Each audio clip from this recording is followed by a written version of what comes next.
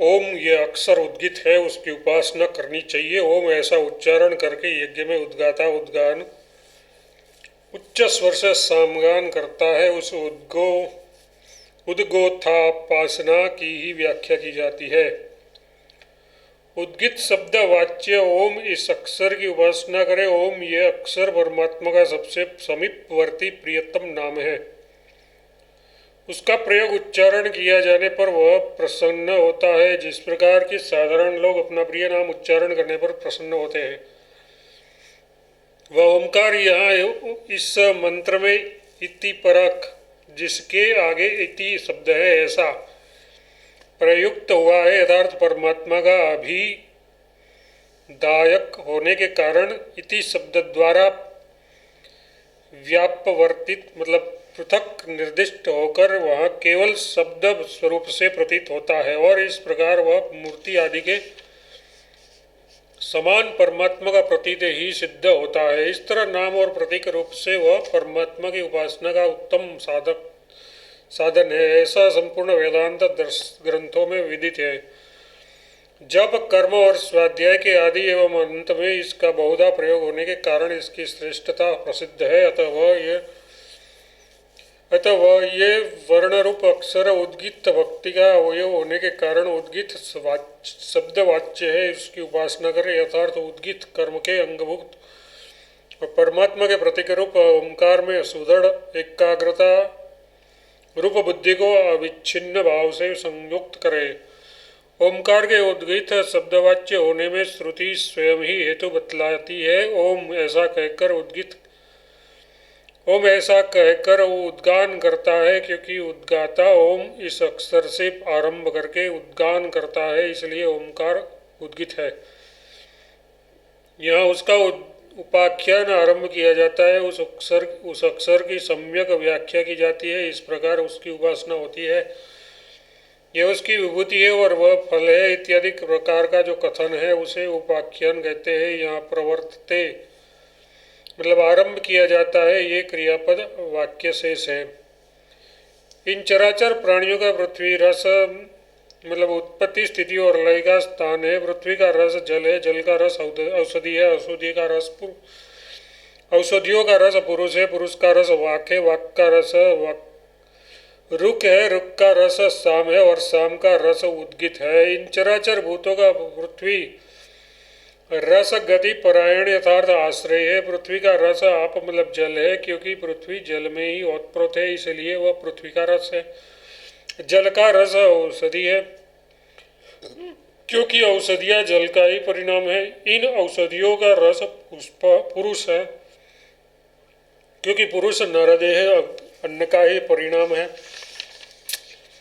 इस पुरुष का भी रस वाक है।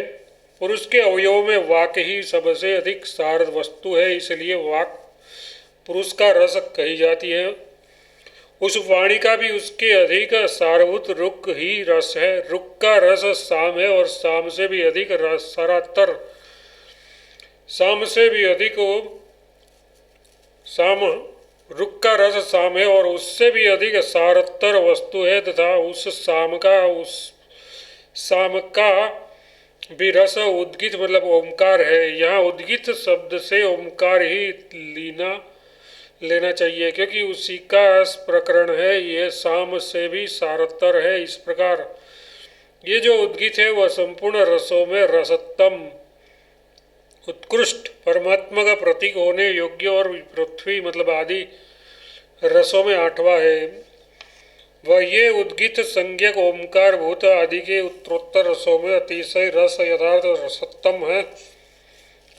परमात्मा का प्रतीक होने के कारण परम उत्कृष्ट है, पराध्य है। अर्ध कहते हैं स्थान को जो पर होते हुए अर्घ भी हो, उसका नाम परार्ध है। उसके योग्य होने से वह परार्ध है। पर तात्पर्य है कि परमात्मा के समान उपासनीय होने के कारण ये परमात्मा का आलंबन होने योग्य है, तथा ये जो उद्गित है वो पृथ्वी आदि रसों की गणना में आठवां है। वाणी का रस रुक है ऐसा कहा गया है। अब ये विचार किया जाता है कि कौन कौन सा रुक है, कौन कौन सा साम है और कौन कौन सा उद्गित है। कौन सी वह रुक है जो कौन सा वह साम है और जो कौन सा वह उद्गीत है, कतमा कतमा, कौन कौन, ये द्विरित आदि के लिए है। शंका, वा बाहुना जाति प्रश्ने दृच मच। इस पाणिनि सूत्र के अनुसार अनेक जाति के लोगों में से किसी एक जाति का निश्चय करने के लिए प्रश्न होने पर दत्त मच प्रत्यय का प्रयोग इष्ट माना गया है, किंतु यहाँ ऋग जाति की बहुलता संभव नहीं है, फिर दत्तमच प्रत्यय का प्रयोग कैसे किया गया। समाधान, ये कोई दोष नहीं है, क्योंकि जाति परिश्रम, इस पद का जाति में परिश्रम ऐसा विग्रह करने पर ऋग जाति में ऋग व्यक्तियों भिन्न ऋचाओं की एक अनेकता तो संभव है ही, यहाँ जाति का परिप्रश्न ऐसा विग्रह नहीं किया जाता। शंका, किंतु जाति का प्रश्न ऐसा विग्रह करने पर ही कतम कंठ, आप में कट्ठ शाखा वाला कौन है इत्यादि उदाहरण संभव हो सकता है। जाति में परिश्रम ऐसा विग्रह होने पर यह उदाहरण नहीं दिया जा सकता। समाधान, वहाँ भी कठादि जाति में ही व्यक्ति की बहुलता के अभिप्राय से ऐसा प्रश्न किया गया है, ये मान लेने से कोई दोष नहीं आता। यदि ये प्रश्न ऋग्वादी जाति में संबंध रखता हो तो पूर्वोक्त सूत्र से कौन कौन सा ऋक है इत्यादि उदाहरण सिद्ध न होने के कारण उसके लिए किसी पृथक सूत्र का विधान किया जाता। अब यह विमृष्ट होता है कि यथार्थ इसका विचार किया जाता है।